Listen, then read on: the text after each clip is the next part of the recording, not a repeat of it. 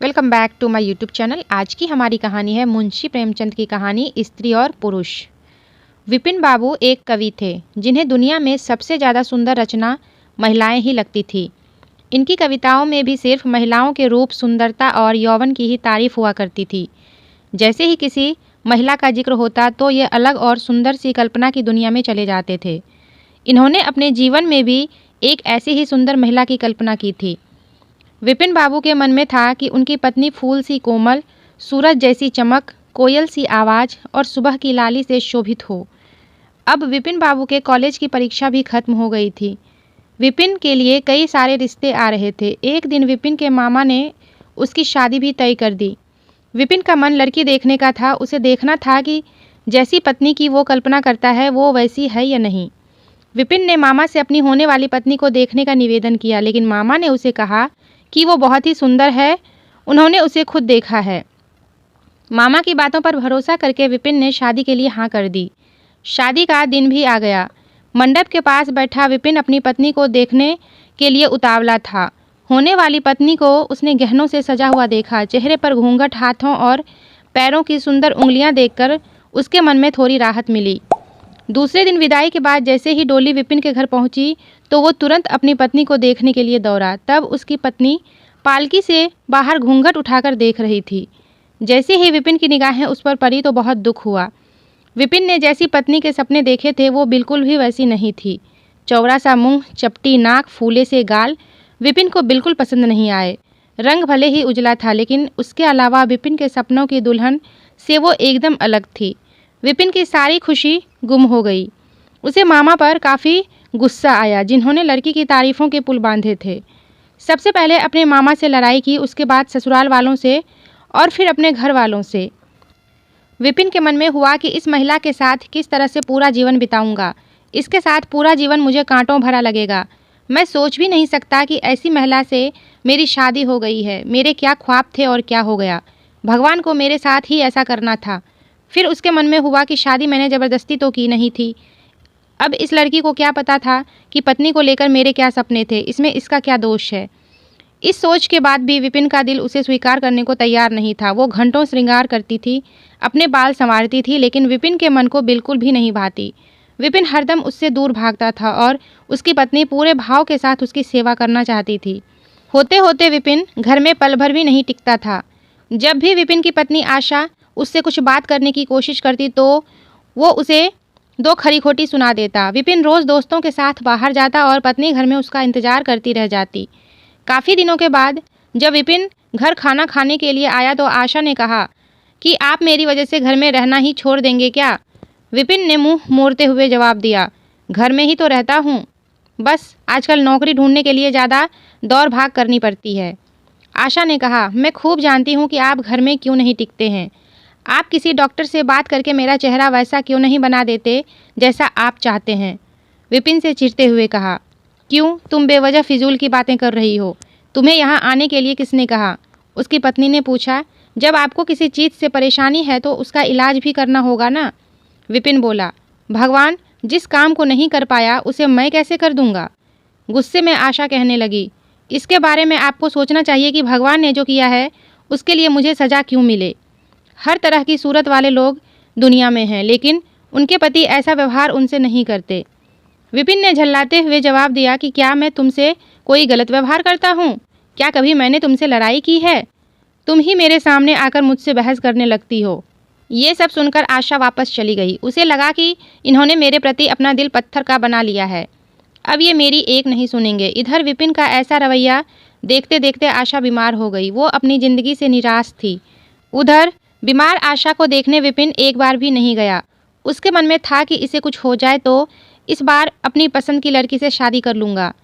अब तो विपिन को और भी छूट मिल गई थी। पहले कभी कभी आशा रोकती टोकती और बाहर जाने की वजह पूछ लेती, लेकिन अब विपिन पूरी तरह आज़ाद था।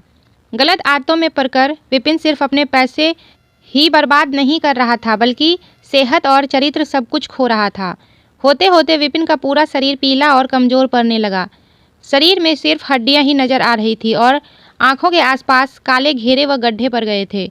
अपने चेहरे को देखकर रोज विपिन उसे संवारने की कोशिश करता, लेकिन कुछ नहीं हो पाता। एक दिन महीनों से बीमार पड़ी आशा बरामदे के पास चारपाई पर लेटी थी। उसने विपिन को काफ़ी समय से नहीं देखा था, इसलिए किसी से विपिन को बुलावा भेजा। आशा के मन में था कि बुलावा तो भेज दिया है, लेकिन वो आएंगे या नहीं। आशा का बुलावा मिलने पर आज विपिन पहले की तरह झल्लाया नहीं। वो बिना संकोच किए आज आशा के पास जाकर खड़ा हो गया।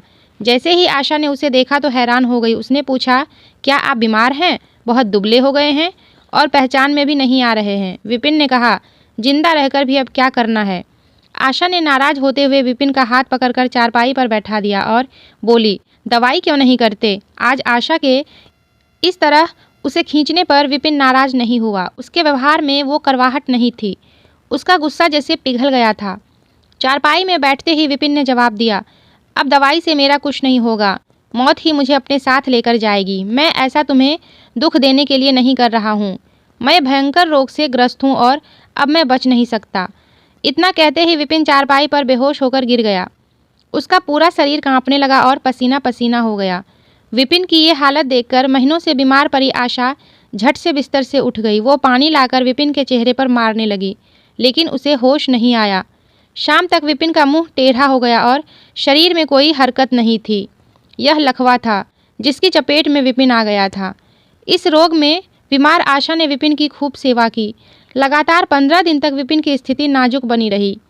दिन रात एक करके आशा द्वारा की गई मेहनत रंग लाने लगी। विपिन की हालत कुछ संभली, लेकिन अभी भी आशा अपनी गोद में सुलाकर ही विपिन को दवाई पिलाती और खाना खिलाती थी।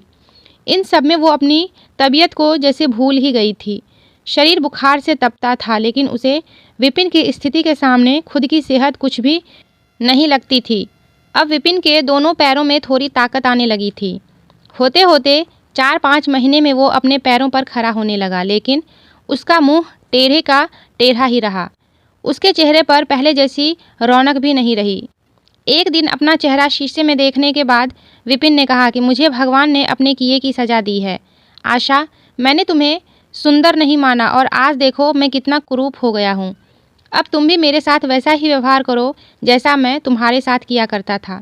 आशा ने हंसते हुए पति से कहा, आप मेरी आंखों से देखेंगे तो पता चलेगा कि आप में कोई अंतर नहीं आया है। आप पहले जैसे थे अब भी वैसे ही हैं। विपिन बोला, अच्छा, बंदर जैसा मुंह दिख रहा है और तुम कहती हो कि कोई अंतर नहीं आया है। तुम्हें मालूम है ना, भगवान ने मुझे मेरी करनी की सज़ा दी है। सबने खूब जतन किए, लेकिन विपिन का मुंह सीधा नहीं हो पाया। पति के पैर पर खड़े होने के कुछ समय बाद ही आशा ने घर में पूजा रखी, क्योंकि उसने भगवान से विपिन के लिए मन्नत मांगी थी। पूरे मोहल्ले के लोग विपिन के घर में जमा थे। भजन संगीत चल रहा था। तभी आशा की एक दोस्त ने उससे पूछा, अब तो तुझे अपने पति का चेहरा देखने की इच्छा नहीं होती होगी? कैसा टेढ़ा हो गया है मुंह। गंभीर आवाज़ में आशा बोली, मुझे तो कुछ फ़र्क नज़र नहीं आता है। उसके दोस्त ने पलटकर कहा, चल झूठी, ऐसा थोड़ी होता है, बातें मत बना ज़्यादा। फिर आशा कहने लगी, सच कह रही हूँ, मुझे उनकी आत्मा मिली है जो उनके रूप से बढ़कर है और मैं हमेशा उनकी आत्मा को ही देखती हूँ। विपिन कमरे में दोस्त के साथ बैठा था। तभी उसके एक दोस्त ने बरामदे की तरफ खुलने वाली खिड़की खोल दी। उसने विपिन से पूछा, आज तो यहाँ कई खूबसूरत लड़की हैं, बता तुझे कौन सी अच्छी लग रही है? विपिन ने कहा, खिड़की बंद कर दो, और जहाँ तक रही पसंद की बात तो मुझे वही पसंद है जिसके हाथ में फूल की थाली है। दोस्त ने पूछा, तेरे चेहरे के साथ पसंद भी खराब हो गई है क्या? मुझे तो वो दूसरों से कम खूबसूरत लगती है। विपिन बोला, मैं उसकी आत्मा को देख रहा हूँ, वो हर किसी की सूरत से ज़्यादा सुंदर है। तब उसने पूछा, अच्छा, यही तुम्हारी पत्नी है क्या? विपिन ने कहा, हाँ बिल्कुल, यही वो देवी तुल्य महिला है। कहानी से सीख, व्यक्ति की बाहरी सुंदरता नहीं बल्कि मन की सुंदरता देखनी चाहिए। बाहरी सुंदरता कभी भी फीकी पड़ सकती है, लेकिन जिसका मन सुंदर है वो व्यक्ति हमेशा ही सुंदर रहता है। तो फ्रेंड्स, आपको ये कहानी कैसी लगी कमेंट करके बताइएगा। वीडियो पसंद आई है तो लाइक और शेयर भी कर दीजिएगा। चैनल पर पहली बार आए हैं तो सब्सक्राइब करके बेल आइकन को भी प्रेस कर दीजिएगा, ताकि मेरे वीडियोस का नोटिफिकेशन आपको मिल सके। तो फिर मिलते हैं नेक्स्ट वीडियो में, तब तक के लिए बाय।